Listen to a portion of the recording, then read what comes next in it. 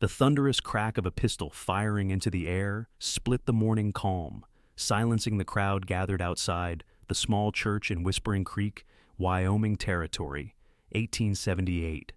Clara Kensington stood frozen at the altar, her trembling hands clutching a bouquet of wildflowers that were starting to wilt in the June heat. She stared at the man beside her, Harold Blackwell, a man twice her age with cold eyes and a reputation that made grown men step aside when he walked through town. Her parents had arranged this marriage to save their failing ranch, essentially selling their only daughter to the wealthiest and most feared man in the county. "This wedding's over," came a deep voice from the back of the church. All heads turned to see a tall figure silhouetted in the doorway, dust from the trail still clinging to his clothes. Garrett Sullivan stood with his legs apart in a gunfighter's stance, his revolver pointed skyward with smoke still curling from the barrel. His dark blonde hair fell across his forehead beneath his wide-brimmed hat, and his blue eyes were locked on Clara's frightened face. "Who the hell do you think you are?" Harold snarled, reaching for the gun he always kept hidden beneath his fancy suit jacket. "Someone who knows what you did to the Mitchell family over in Cottonwood," Garrett replied calmly, lowering his weapon to point directly at Harold. "Someone who knows about the ranch hands who've gone missing after working your property." Clara's father stepped forward, his face pale. "Now, see here, young man. Mr. Kensington, with all due respect, you're trading your daughter to a murderer," Garrett said, never taking his eyes off Harold. "And I can't let that happen." Harold's hand twitched near his gun. "You've got no proof of anything, cowboy." "I've got enough," Garrett replied. "The U.S. Marshal in Cheyenne would be mighty interested in what I know." Clara stood paralyzed between the two men, her heart hammering against her ribs. She had begged her parents not to force this marriage, had pleaded with them to find another way to save the ranch. But her father's gambling debts to Harold had sealed her fate until now. Garrett stepped forward, his spurs jingling against the wooden floor of the church. "Miss Kensington," he said, extending his hand toward her, "I reckon you deserve a choice." Harold's face contorted with rage. "She's promised to me. The papers are signed." "A marriage ain't valid until it's spoken before God," Garrett countered, "and I don't think the Lord would approve of a union built on fear and threats." Clara looked at Garrett Sullivan, a man she'd seen around town but barely knew. He worked as a trail boss for the cattle drives heading north, respected by his men and known for his fair dealings. Their eyes met across the church, and something in his steady gaze gave her courage. She took a step toward him. "Clara!" her mother gasped. Ignoring her, Clara took another step away from Harold and toward the cowboy.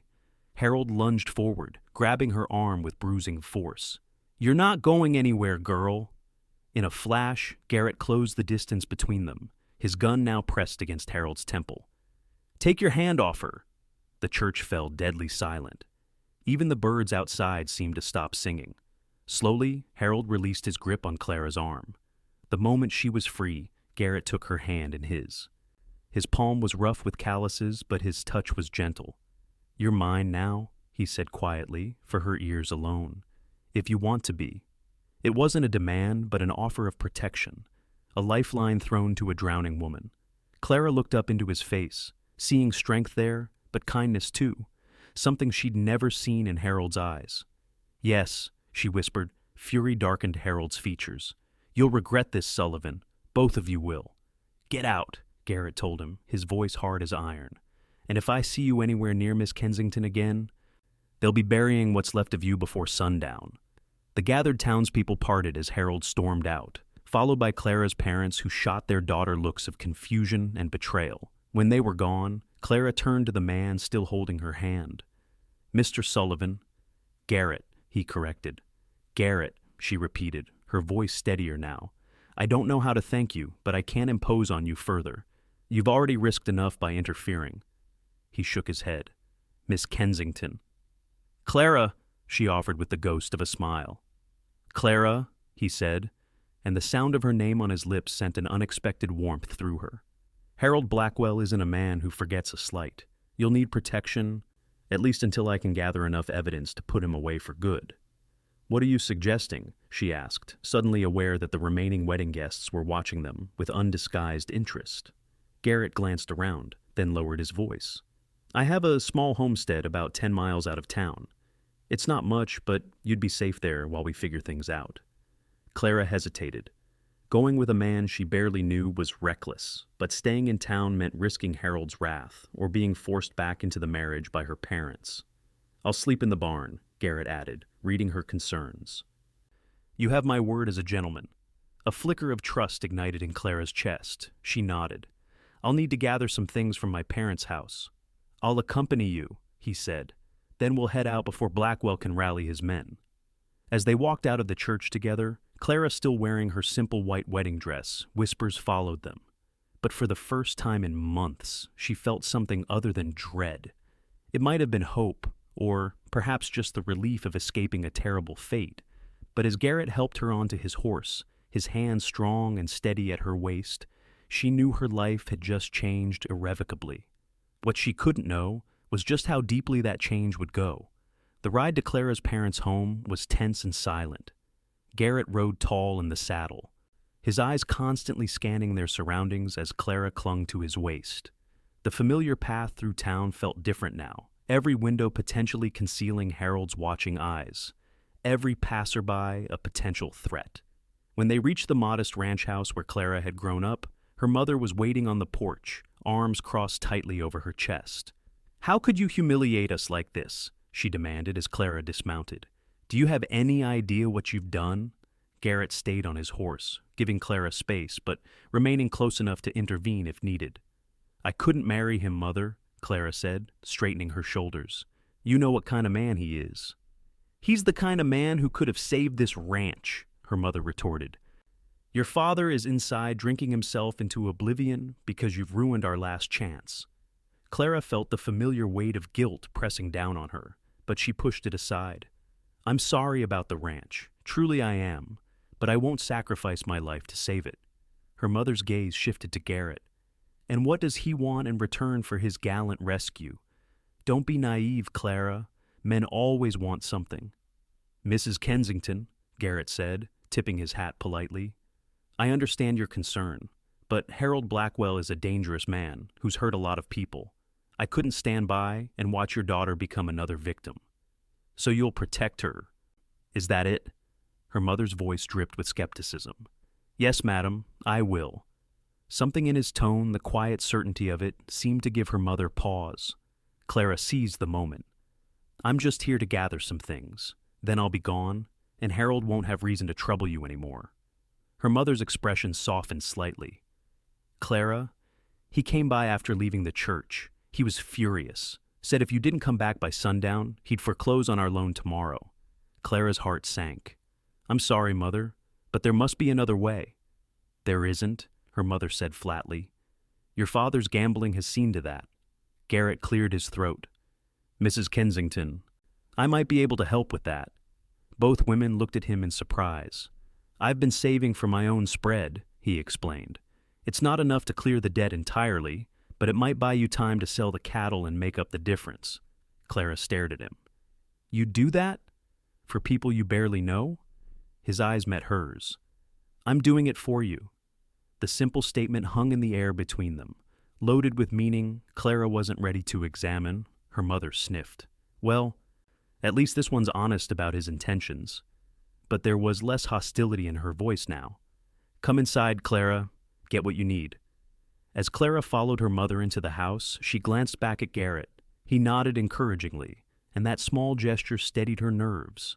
Inside, Clara quickly packed a small trunk with practical clothes, a few treasured books, and the photograph of her grandmother that had always given her strength. Her mother watched silently from the doorway. "He seems like a good man," she finally said, "but good men can still break your heart."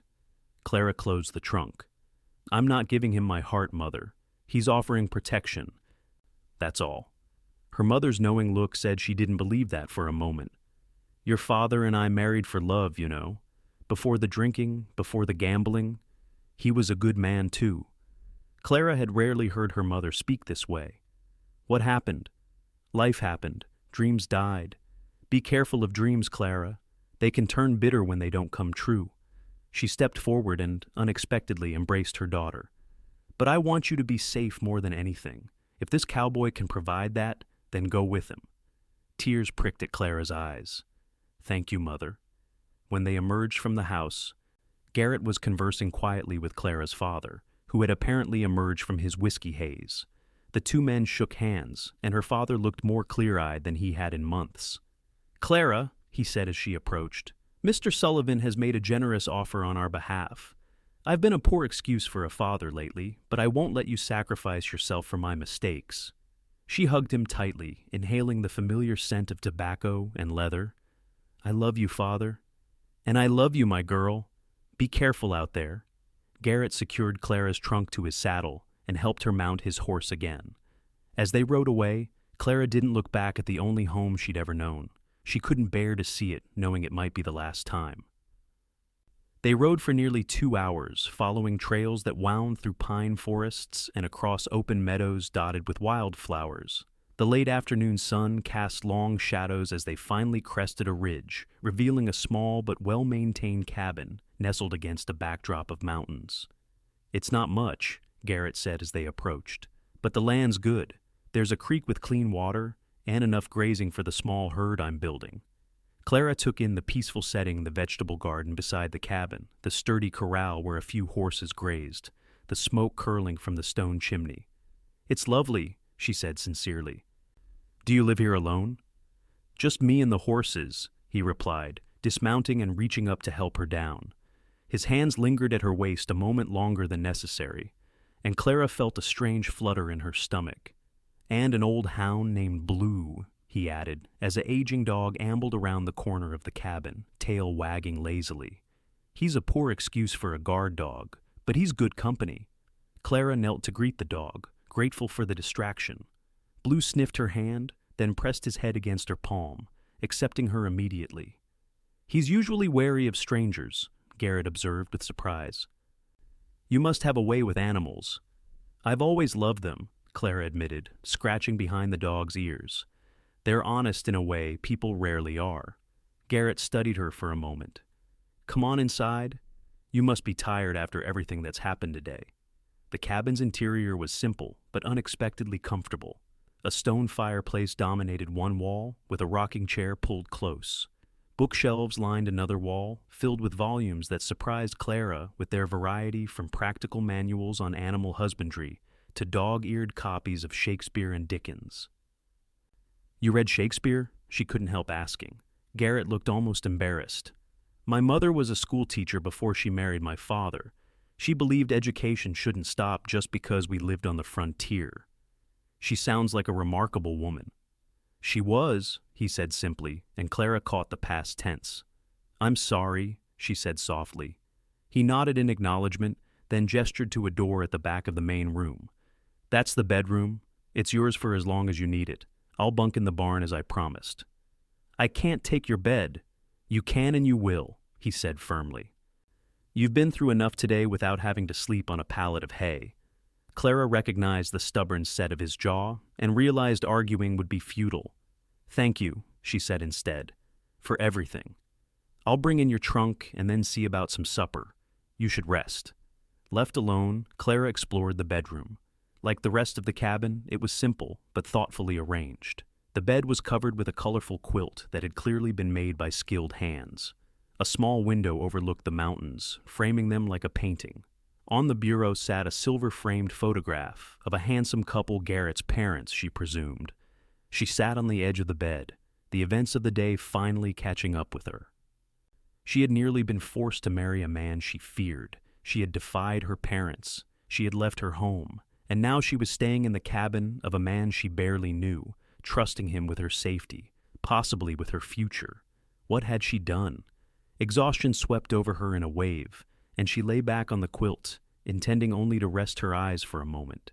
Instead, she fell into a deep sleep, still wearing her wedding dress, dreams filled with gunshots and running horses and a pair of steady blue eyes that promised protection. When she awoke, night had fallen. Someone had covered her with a blanket and left a lamp burning low on the bedside table. Next to it sat a tray with a bowl of stew, a chunk of bread, and a mug of what smelled like coffee. Clara changed into a simple cotton nightgown from her trunk, wrapped a shawl around her shoulders, and carried the tray out to the main room. Garrett sat at a rough-hewn table, cleaning a rifle by the light of another lamp. He looked up as she entered. "I didn't want to wake you," he said. "Figured you needed the rest." "Thank you for the food," she replied, sitting across from him. The stew was simple but flavorful, with chunks of venison and vegetables from his garden. "This is delicious. Don't sound so surprised," he said with a hint of a smile. "A man living alone learns to cook or starves." Clara felt her cheeks warm. "I didn't mean—" "I'm teasing you, Clara," he said gently. "I know I don't look like much of a cook." She studied him as she ate the strong line of his jaw, the capable hands reassembling the rifle, the way his hair fell across his forehead when he bent his head to his task. In the lamplight, he looked younger than she'd first thought, perhaps only a few years older than her 22 years. "Why did you really help me today?" she asked suddenly. His hands stilled on the rifle. "I told you I know what kind of man Blackwell is. But why risk yourself for me specifically? We've barely exchanged 10 words before today." Garrett set the rifle aside and met her gaze directly. "Sometimes you don't need words to know a person. I've seen you in town at the Mercantile helping Mrs. Porter with her children, reading to the Johnson boy after he broke his leg, standing up to that drummer who was cheating the widow Simmons on fabric prices." He paused. "I've watched you being kind when you thought no one was looking. That tells me more about you than any conversation could." Clara felt oddly exposed, as if he'd peered directly into her soul. "You noticed all that?" "I notice things," he said simply. "It's kept me alive this long." "And what made you decide to act today? You must have known I was to be married." Garrett's expression darkened. 3 days ago, I found one of Blackwell's former ranch hands half dead in a gulch near the territorial border. Blackwell had accused him of stealing and made an example of him.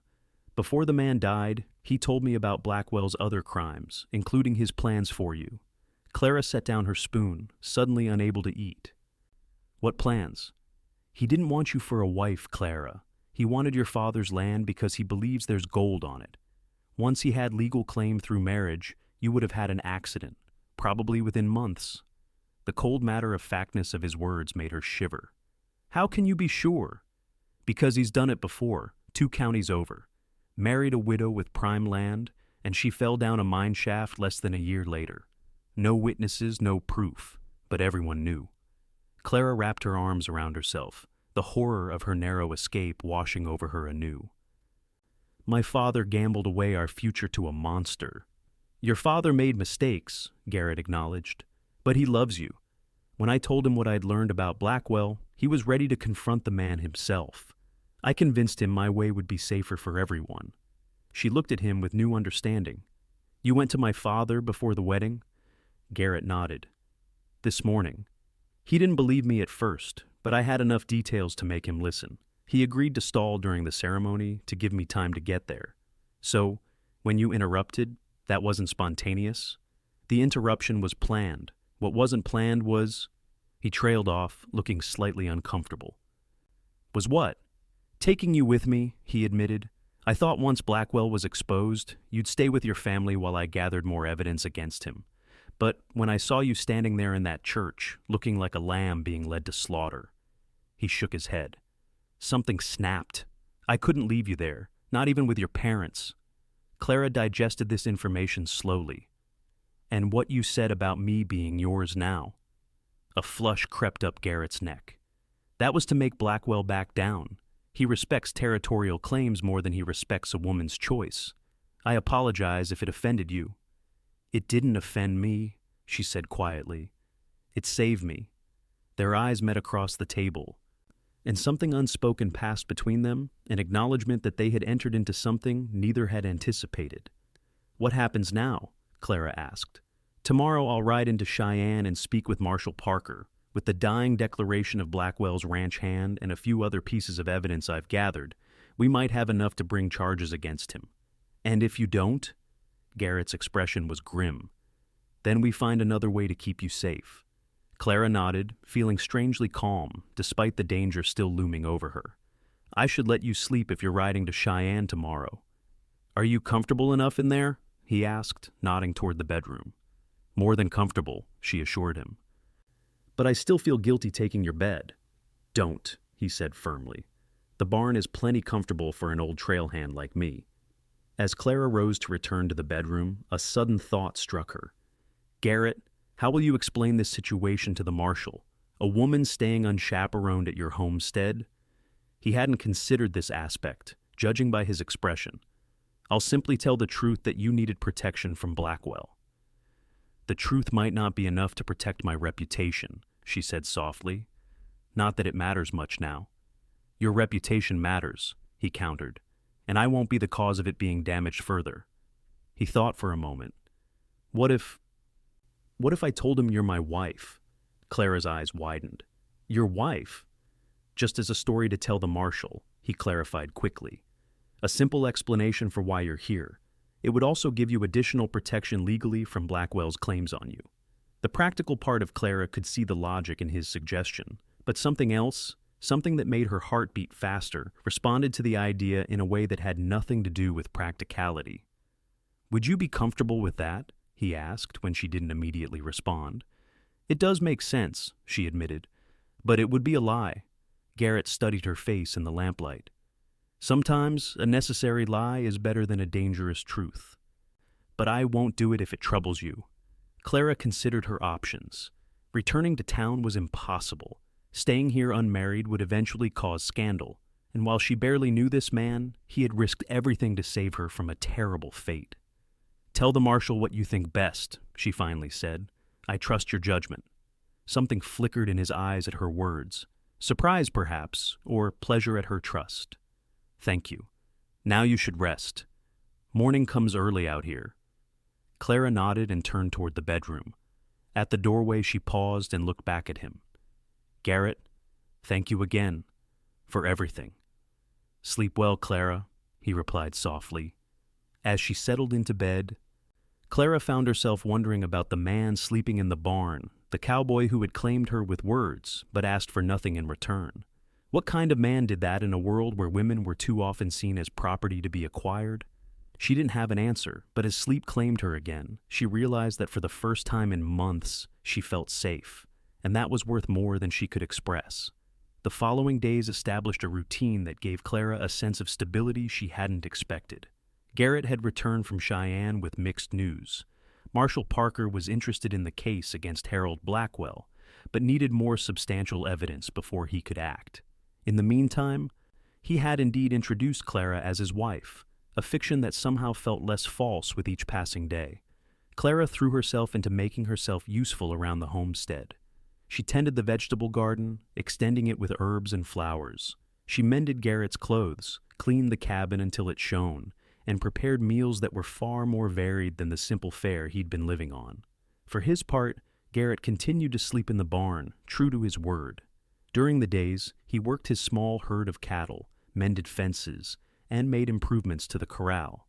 Often, Clara would bring him lunch wherever he was working, and they would sit in the shade and talk. She learned that he had come west after the war, having fought for the Union despite being from Kentucky. He'd worked as a cowhand, then a trail boss, saving every penny toward his dream of his own ranch. He spoke of his parents with reverence, his educated mother, and his father, who had taught him everything about cattle and horses. In turn, Clara told him about growing up as an only child on a struggling ranch, about her love of books and music, and her secret dream of someday becoming a teacher like his mother had been. "Why secret?" he asked one afternoon as they sat beneath an old oak tree, sharing a simple lunch of bread, cheese, and apples. "My father always said education was wasted on girls," she explained. "That all I needed to know was how to run a household and raise children." Garrett frowned. "That's nonsense. Some of the smartest people I've known have been women, including you." His casual compliment warmed her more than it should have. "Thank you for saying that." "I'm just stating facts," he replied with a shrug. "You've read half my books already, and you remember every detail." "Books have always been my escape," she admitted. "When life on the ranch was hard, or when my father was in one of his moods after losing at cards, I could disappear into a story and be someone else for a while." Garrett studied her face. "You deserve more than just escapes, Clara." Something in his tone made her look up sharply. Their eyes met, and for a breathless moment, Clara thought he might reach for her hand or even lean closer.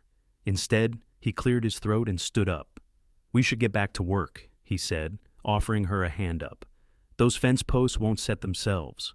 As the days turned into weeks, Clara found herself watching Garrett when he wasn't looking the way his muscles moved beneath his shirt as he worked, the gentleness in his hands when he tended an injured calf, the rare but transformative smile that lit his entire face. She told herself it was natural to be drawn to the man who had saved her, but deep down, she knew it was becoming something more.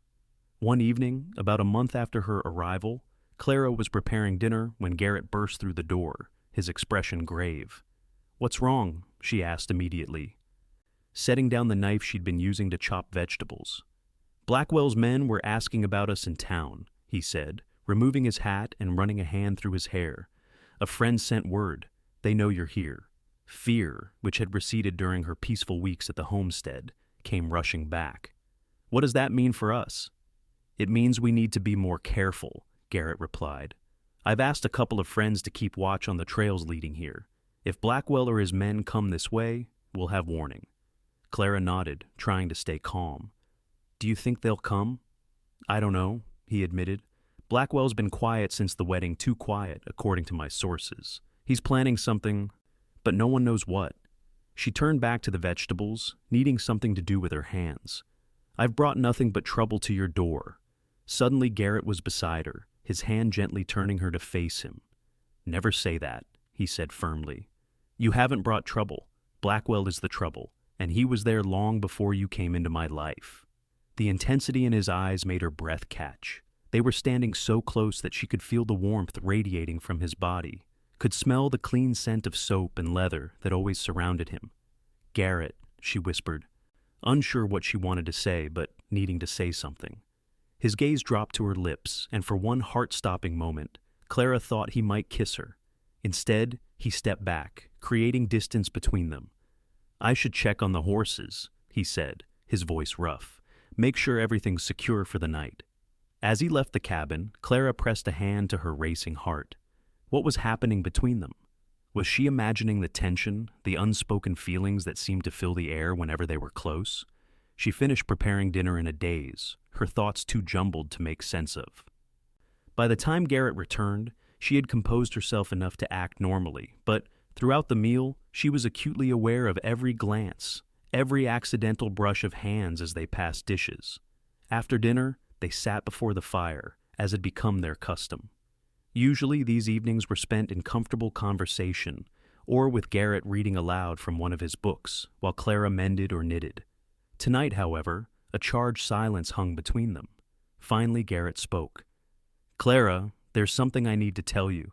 She looked up from her knitting, her heart skipping at his serious tone. "What is it?" "Marshall Parker sent a telegram. They've found more evidence against Blackwell ledgers showing he's been embezzling from the bank in Cottonwood, and a witness who says he ordered the murder of his business partner last year." Hope flared in Clara's chest. "Does that mean they'll arrest him?" "They're building the case," Garrett confirmed. "But these things take time, and Blackwell has friends in high places. It could be months before they move against him."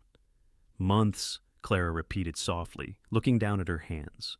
The reality of her situation struck her anew. She was essentially in hiding, dependent on Garrett's protection, unable to return to her former life. "There's something else," Garrett continued, his voice hesitant. "Something I've been thinking about." She looked up to find him watching her with an intensity that made her pulse quicken. "Our arrangement, pretending to be married for the Marshall's benefit. It's been necessary for your protection." "Yes," she agreed, not sure where he was going with this. Garrett leaned forward, resting his elbows on his knees.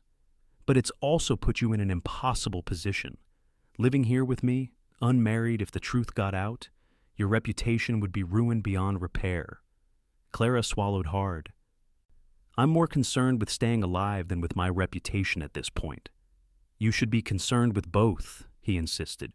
"You deserve a future, Clara, a real one, not just hiding away on my homestead until Blackwell is dealt with." A cold feeling settled in her stomach. "Are you asking me to leave?" "No." The vehemence in his voice startled both of them. More quietly, he added, "No, that's not what I'm saying at all." "Then what are you saying, Garrett?" He took a deep breath, as if gathering courage. I'm saying perhaps we should make it real. Clara stared at him, not comprehending. Make what real? The marriage, he said simply. We could go to the preacher in the next county over, where no one knows us. Make it legal and proper. She couldn't have been more shocked if he'd suggested they fly to the moon. You want to marry me? For real? For your protection, he clarified, though something flickered in his eyes that suggested there might be more to it. A legitimate marriage would give you legal standing, make it harder for Blackwell to touch you, even if he managed to evade the law. Clara set her knitting aside, needing to understand exactly what he was proposing. So this would be, what? A marriage of convenience?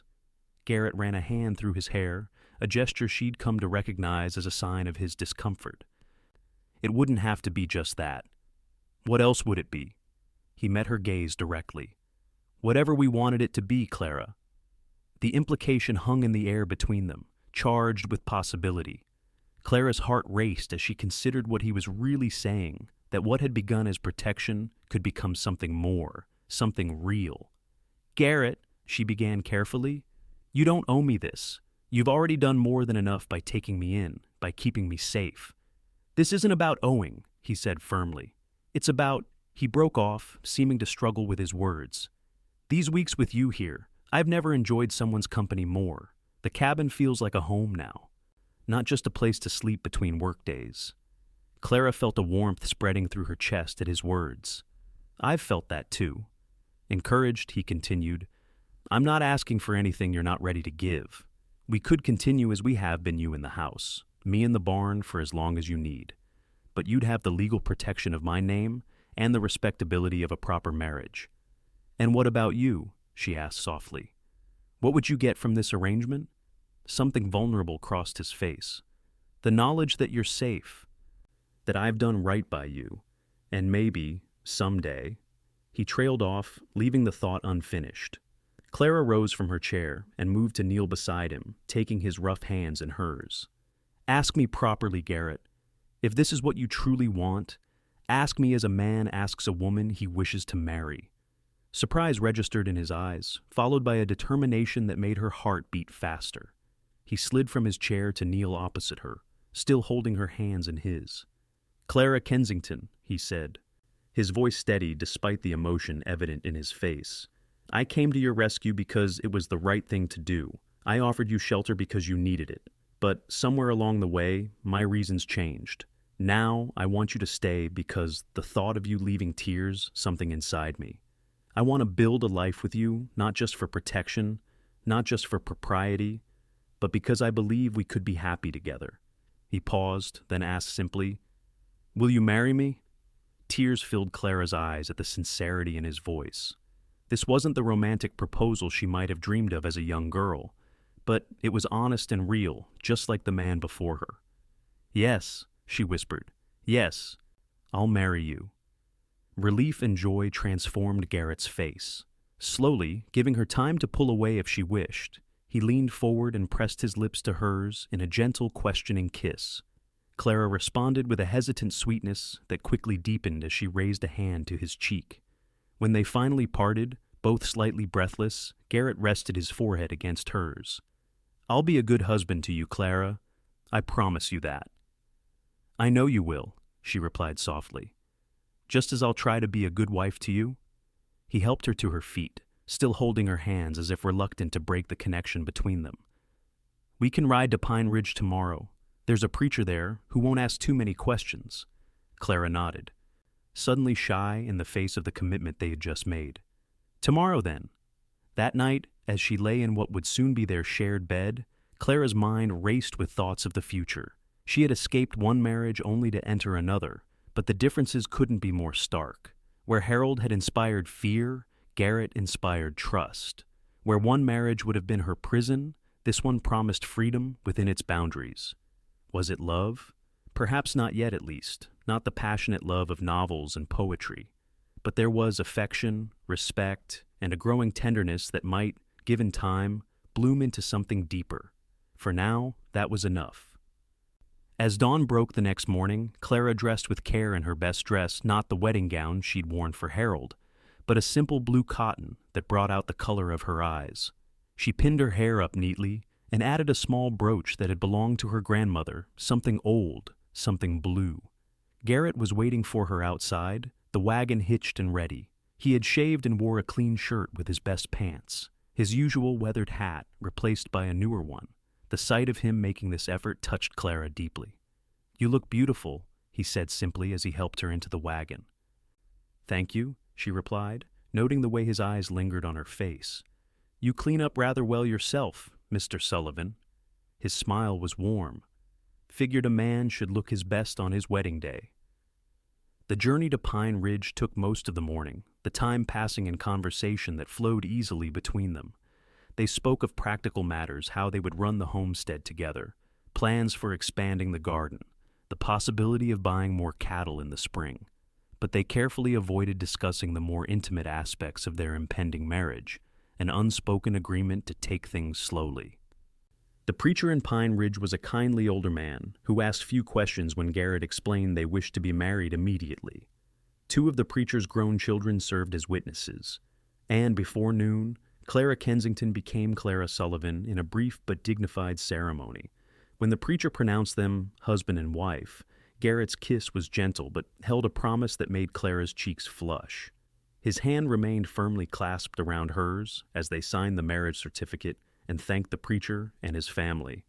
"Mrs. Sullivan," Garrett said as he helped her back into the wagon, the name sounding both strange and right on his lips. "Mr. Sullivan," she returned with a small smile, accepting her new identity with a curious mixture of nervousness and contentment. They stopped for a wedding lunch at a small restaurant in Pine Ridge, where Garrett insisted on ordering the best meal on the menu to celebrate. The proprietress, charmed by the handsome couple, brought them a small cake on the house when she learned they had just been married. "To new beginnings," Garrett said, raising his coffee cup in a toast. "To new beginnings," Clara echoed, tapping her cup against his. They were halfway home when they heard the sound of approaching horses. Garrett immediately tensed, reaching for the rifle he kept under the wagon seat. 3 riders appeared around a bend in the road, and Clara's blood ran cold as she recognized the man in the lead, Harold Blackwell. "Well, well," Harold drawled as the riders pulled up alongside the wagon. "If it isn't the happy couple." Garrett's hand remained on his rifle, but he kept his voice level. "Blackwell, you're a long way from town." "I've been looking for you too," Harold replied, his cold eyes fixed on Clara. "Heard some interesting rumors about a wedding today." Clara felt Garrett's arm come around her protectively. "It's no rumor. Clara is my wife now, legally wed before God and witnesses. Whatever claim you think you had on her is null and void." Harold's face darkened with anger. "The only thing null and void is your future, Sullivan. You humiliated me in front of the entire town. You stole what was rightfully mine." "A person can't be stolen," Clara said, finding her voice despite her fear. "I was never yours to begin with." Harold ignored her, focusing on Garrett. "I came to make you an offer, Sullivan. Hand over the girl and the deed to your land, and I might let you live." Garrett's laugh held no humor. "You're in no position to be making offers, Blackwell. The marshal in Cheyenne is building a case against you as we speak. Murder, embezzlement, land fraud, they've got witnesses ready to testify." A flicker of unease crossed Harold's face before his arrogant mask slipped back into place. "Lies and slander. I have friends in high places." "Not high enough to save you this time," Garrett countered.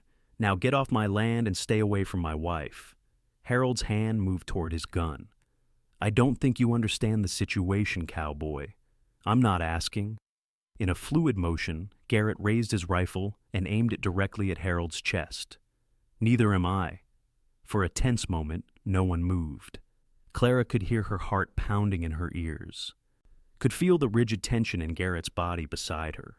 "3 against 1, Sullivan," Harold said, nodding to his men, who had also drawn their weapons. "Not good odds." "4 against 3, came a new voice.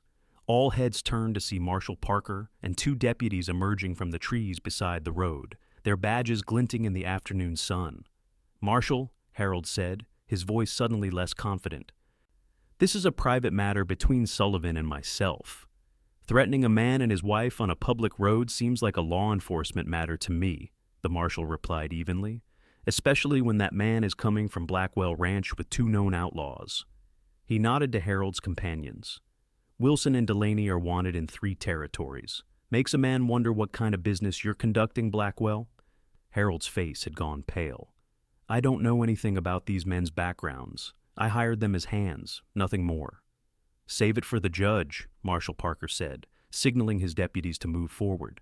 Harold Blackwell, you're under arrest for conspiracy to commit murder, land fraud, embezzlement, and whatever else we find once we start digging deeper. As the deputies disarmed and handcuffed Harold and his men, the marshal approached the wagon. Mr. and Mrs. Sullivan, he said, tipping his hat to Clara. Sorry to interrupt your wedding day. We've been tracking Blackwell for days, waiting for him to make a move that would give us cause to arrest him. Threatening you 2 in front of witnesses was just what we needed. You used us as bait? Garrett asked, lowering his rifle. Not intentionally, the marshal assured him. We got word you 2 were getting hitched and figured Blackwell might make a move. Seems we were right. Clara looked at the man who had caused her so much fear, now sitting slumped on his horse with his hands cuffed behind him. Will the charges stick? With what we've gathered, plus this attempted assault, he'll hang or spend the rest of his life in prison, the marshal said confidently. Either way, he won't trouble you again. Relief washed over Clara so strongly that she swayed in her seat. Garrett's arm tightened around her, steadying her. Thank you, Marshal, Garrett said sincerely. Will you need us to testify? Eventually, yes, but not for a while yet. For now, go home and enjoy being newlyweds. The marshal's weathered face softened into a smile. You 2 deserve some peace after all this. As the lawmen led their prisoners away, Clara turned to Garrett. It's really over, she whispered, hardly daring to believe it. It's really over, he confirmed, pulling her close. No more looking over our shoulders, no more fear, just us and our future. The remainder of the journey home passed in a haze of relief and growing anticipation. The threat that had hung over them was gone, leaving them free to focus on the new reality of their marriage. When they reached the homestead, Garrett helped Clara down from the wagon, then surprised her by sweeping her into his arms. What are you doing? She gasped, instinctively wrapping her arms around his neck. Carrying my bride across the threshold, he said with a smile that made her heart skip. Isn't that the tradition? He carried her easily up the steps and through the door, setting her down gently in the main room of what was now truly their home. Blue came trotting over to greet them, tail wagging enthusiastically. Welcome home, Mrs. Sullivan, Garrett said softly. Clara looked around at the cabin that had sheltered her for weeks, but now felt different, permanent, a place where she belonged, not just a refuge. It feels different now, she admitted, knowing this is really my home, that I'm really your wife. Garrett's expression grew serious. Clara, I meant what I said before. Nothing needs to change between us if you're not ready. I can still sleep in the barn until... She silenced him by stepping forward and placing her fingers against his lips. I don't want you to sleep in the barn anymore, Garrett. His eyes darkened at her words. Are you sure? In answer, Clara rose on her tiptoes and kissed him, putting into the gesture all the growing feelings she'd been harboring for weeks. After a moment of surprise, Garrett responded, his arms encircling her waist and drawing her closer. This kiss was different from their earlier ones, deeper, filled with a yearning that had been building between them. When they finally parted, both were breathing unsteadily. I'm sure, Clara whispered against his lips. Later that night, as moonlight spilled through the bedroom window, Clara lay in the circle of Garrett's arms, her head resting on his chest. Their lovemaking had been tender and considerate, Garrett's patience and gentleness easing her initial nervousness. Now, a contentment unlike anything she'd known before filled her. What are you thinking? Garrett asked softly, his fingers tracing patterns on her bare shoulder. That sometimes the most unexpected turns in life lead to the greatest happiness, she replied, lifting her head to look at him. If someone had told me 2 months ago that I would be here now, married to you, I would have thought them mad. He smiled, tucking a strand of hair behind her ear. And yet, here we are. Here we are, she agreed, settling back against him. I'm glad you stopped my wedding, Garrett Sullivan. So am I, Clara Sullivan, he murmured, pressing a kiss to the top of her head. So am I. As she drifted towards sleep in her husband's arms, Clara marveled at the journey that had brought her here. From the brink of a terrible fate to this peaceful happiness, all because a cowboy had taken her hand and claimed her as his own. Not out of possession or control, but out of protection and care. And now, increasingly, out of love. The following spring brought new beginnings to the Sullivan homestead. The harsh Wyoming winter had given way to green meadows dotted with wildflowers, and Clara's expanded garden flourished under her careful tending. With the money from Harold Blackwell's assets seized by the court and partially awarded to his victims, Garrett had been able to purchase additional cattle and horses, expanding their small ranch significantly. Harold himself was serving a life sentence in the territorial prison, his web of crimes having been fully exposed during a trial that had been the talk of the territory for weeks. Clara and Garrett had testified, standing together before the court to recount his threats and machinations. When the verdict was announced, Clara had felt the last weight of fear lift from her shoulders. Her parents had come to the trial as well, her father sober and clear-eyed for the first time in years. The reconciliation had been tentative at first, but over the months that followed, they had begun to rebuild their relationship. Clara's mother had even stayed with them for 2 weeks after her father fell ill with pneumonia, marveling at the happiness her daughter had found. "He's a good man," she had said to Clara one evening as they watched Garrett mend a fence in the fading light. "Better than your father and I deserve for our daughter, after what we nearly forced you into." "The past is behind us," Clara had replied, placing a hand on her slightly rounded belly. "We're looking to the future now." The news of Clara's pregnancy had transformed Garrett. Always attentive, he became almost comically protective, insisting she rest frequently and taking over the more strenuous chores, despite her protests that pregnancy wasn't an illness. But his concern came from such a place of love that Clara couldn't truly be annoyed, especially when she caught him talking softly to her belly in the evenings, telling their unborn child stories about horses and cattle drives. Now, on a perfect June day almost exactly a year after they had met, Clara sat in the rocking chair on their newly built porch, watching as Garrett taught a local boy how to gentle a young colt. The boy, Tommy Wilson, was the son of a widow who had recently moved to the area. Clara had offered to teach him reading and numbers 3 afternoons a week, the beginnings of the small school she hoped to establish for the scattered children of neighboring homesteads. Her hand rested on her swollen belly, feeling the strong kicks of the child who would arrive before summer's end. Dr. Jenkins from town had proclaimed her healthy and the baby strong, easing Garrett's worried mind somewhat. "You're a natural with that colt, Tommy," she called, as the boy successfully led the young horse in a circle, Garrett watching proudly. Tommy beamed at the praise. "Mr. Sullivan says I might make a decent horse trainer someday." "Mr. Sullivan is right," Clara agreed, smiling at her husband who winked at her over the boy's head. After finishing the lesson and sending Tommy home with a pie for his mother, Garrett came to sit beside Clara on the porch, taking her hand in his. "How are you feeling today?" he asked, his free hand coming to rest alongside hers on her belly. "Wonderful," she replied honestly, "though your son has been practicing his roping skills on my ribs all afternoon." Garrett grinned. "My daughter, you mean? And she's just letting us know she's strong." Their gentle argument over the baby's gender had become a daily ritual, neither truly caring as long as the child was healthy. "The garden's doing well this year," Clara observed, looking out over the neat rows of vegetables and the flowering fruit trees they had planted together. "We'll have plenty to preserve for winter." "This whole place is doing well," Garrett said, his voice filled with satisfaction as he surveyed their growing homestead. "Better than I ever imagined when I first claimed this land." Clara squeezed his hand. "Did you ever think you'd have all this? A wife? A child on the way?" "Honestly? No," he admitted. "I figured it would just be me and Blue until we both got too old to work."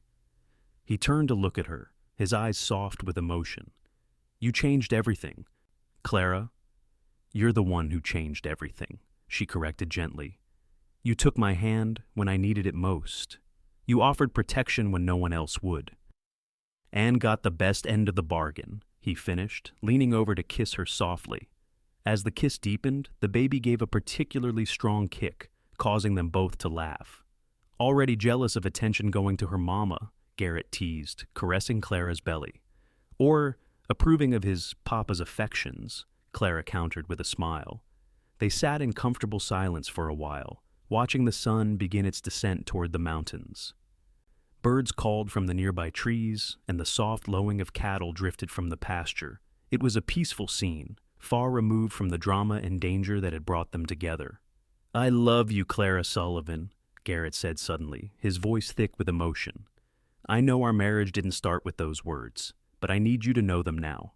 I love you more than I thought possible." Clara's eyes filled with happy tears. Though their feelings had grown and deepened over the months of their marriage, they had rarely put them into such direct words. "I love you too," she whispered, bringing his hand to her lips. "I think I started falling in love with you the moment you said I was yours."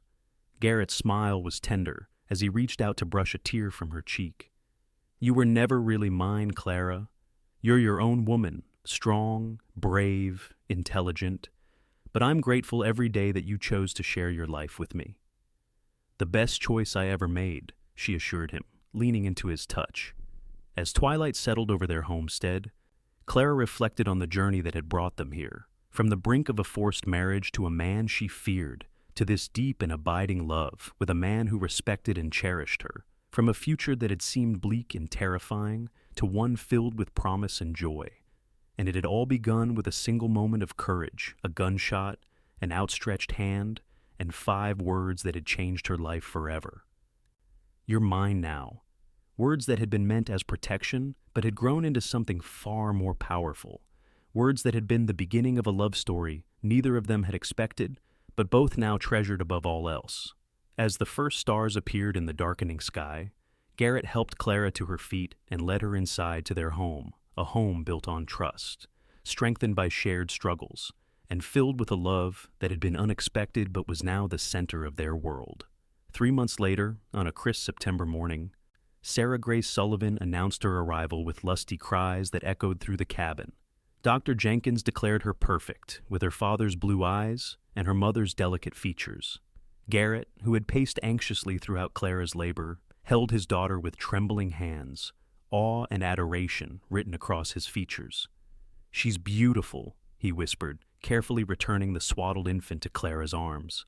"Just like her mother." Clara smiled tiredly up at him, exhausted but radiant. "She's perfect." As Garrett sat beside them on the bed, one arm around his wife and a finger gently stroking his daughter's tiny cheek, he marveled at how completely his life had been transformed in just over a year.